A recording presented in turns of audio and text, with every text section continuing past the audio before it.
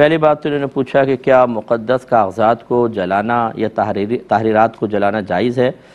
لیکن میں نے اسی لیے کویسچن کیا چونکہ آپ پاکستان میں رہتے ہیں اور ہمارے یہاں ایسے مقدس اوراق کی حفاظت کو اتنا بڑا مسئلہ نہیں ہے۔ ہماری مساجد کے اندر بعض اوقات انتظامات ہوتے ہیں، وہاں پہ رکھے ہوتے ہیں باکس وغیرہ، اور اس میں لکھ دیتے ہیں وہ لوگ کہ مقدس اوراق یہاں ڈالیں تو آپ وہاں تک پہنچا دیں، جلائیں نہیں۔ اللہ کا نام جلانا اس کے رسول کا یہ ممنوع ہوتا ہے۔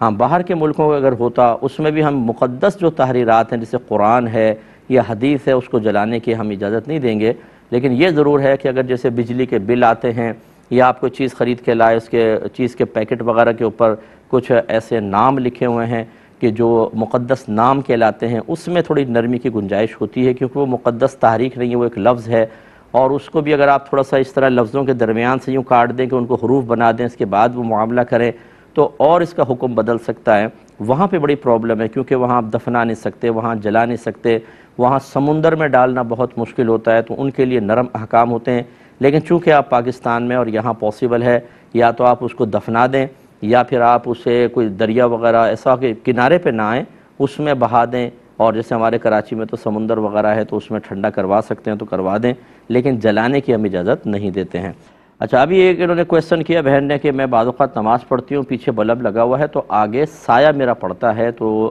نماز پہ کوئی فرق تو نہیں پڑتا؟ اس سے کوئی فرق نہیں پڑتا، حتیٰ کہ اگر آپ کے سامنے آئینہ لگا ہو تو اس میں تو باقاعدہ پورا آپ کا عکس نظر آئے گا، نماز اس کے سامنے بھی ہو جائے گی۔ اگرچہ ہم منع کرتے ہیں کہ اس میں تھوڑی سی کراہت ہے کہ آپ کی توجہ بانٹے گا، وہ لازم بات ہے، ہو سکتا ہے اپنے آپ کو آپ دیکھنے لگیں، اور خواتین کا اکثر یہ معاملہ ہوتا ہے کہ جہاں آئینہ سامنے آئے تو تھوڑا سا دیکھ لیتی ہیں دانا ہے کہ نہیں ہے اور آنکھیں کیسی ہو رہی ہیں اور فلا تو وہ اسی میں مشغول ہو جائیں گی، اس وجہ سے منع کیا گیا، ورنہ آئینے کے سامنے بھی نماز ہو جائے گی، اور یہ تو سایہ ہے تو اس میں کوئی کراہت نہیں ہے، بالکل نماز ہو جائے گی۔ ایک یہ کہتی ہیں کہ صوفے کے سامنے نماز ہو جائے گی،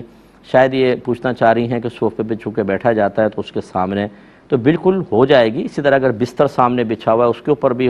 اس کے سامنے بھی نماز ہو جائے گی۔ ہاں، اگر کوئی صوفے پہ بیٹھا ہوا ہے تو اس کے منہ کے سامنے نماز پڑھنا منع ہے، وہ پھر صوفے کے ساتھ خاص نہیں، اگر وہ بیڈ پہ بیٹھا ہو، چیئر ڈال کے بیٹھا ہو، دیوار کے اوپر بیٹھا ہے اور آپ سامنے کھڑے ہو کر نماز پڑھیں اور اس کا رخ آپ کی طرف ہے تو یہ مکروہ تحریمی ہے، کیونکہ ریاکاری سے بچنا بڑا مشکل ہے اور توجہ کے بٹنا اس کو آپ روک ہی نہیں سکتی ہیں تو پھر وہ منع ہوگا، لیکن خالی صوفہ ہے تو بلا کراہت آپ کی نماز جائز ہے۔ یہ کہتی ہے کہ میں نے ایک رکعت میں سورہ ناس پڑھی اور اچانک دوسری رکعت میں سورہ اخلاص شروع کر دی، وہ پچھلی سورت تھی تو پھر میں نے مجبوراً اس کو ختم کیا، نماز ہو گئی یا نہیں ہو گئی؟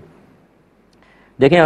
نماز میں یاد ہوتے ہوئے ترتیب سے قرآن پڑھنا واجب ہوتا ہے، یعنی پہلی رکعت میں جو آپ پڑھیں گے اگلی رکعت میں اس سے آگے کا قرآن پڑھیں گے، پیچھے کا نہیں۔ اگر آپ نے جان بوجھ کر یاد ہوتے ہوئے پیچھے کا قرآن آگے پڑھا تو آپ گناہ گار ہوں گی، لیکن فقہاء نے واضح لکھا ہے کہ اگر آپ نے سورت پڑھی اور غیر ارادی طور پہ یاد نہ رہا اور پیچھے والی سورت آگے شروع کر دی اور اچانک یاد آیا، اب اس کو نہ چھوڑیں، اس کو کمپلیٹ کر لیں اور آپ گناہ گار نہیں ہوں گی، نماز بھی ہو جائے گی۔ اور یہی آپ کا کیس ہے کہ آپ نے غلطی سے سورہ اخلاص شروع کی اور اس کو شروع کرنا ہی تھا، یعنی شروع ہوگی تو ختم کرنا ہی تھا، وہ آپ نے کیا، بلا کراہت آپ کی نماز ہو جائے گی، لیکن آئندہ تھوڑا سا احتیاط کریں۔